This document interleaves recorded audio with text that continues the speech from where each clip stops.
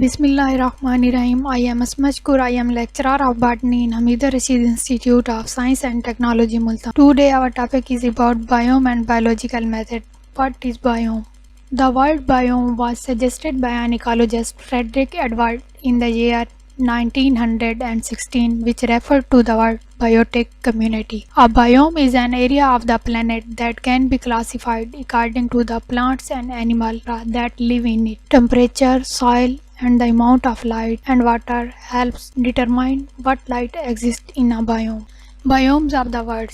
These are 5 major biomes of the world: tundra, forest, shrubland, grassland, desert.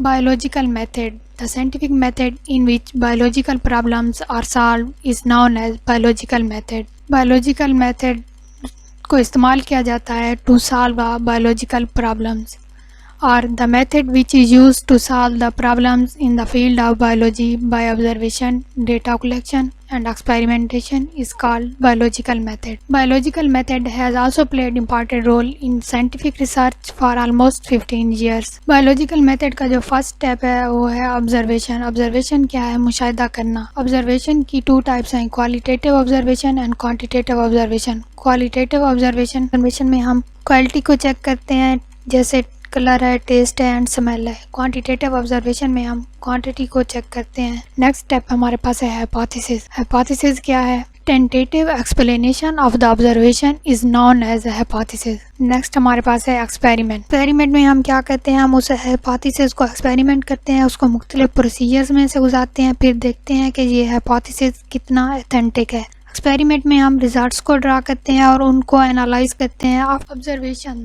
The biologist recalls her previous observation or makes a new ones. Observation are made with 5 senses of vision, hearing, smell, taste and touch. Observation जो है 5 senses की बुनियाद पर की जाती है, by vision, hearing, smell, taste and touch. An example of hypothesis might be that the village people are tough because they do more physical work. Deductive reasoning में हम क्या करते हैं कि हम किसी जनरल प्रिंसिपल को कंसीडर करते हैं और उसमें से हम कोई स्पेसिफिक कंक्लूजन ड्रा करते हैं. जो हम स्पेसिफिक कंक्लूजन ड्रा करते हैं वो हमारा हाइपोथेसिस कहलाता है. इंडक्टिव रीजनिंग ये इसका अपोजिट है.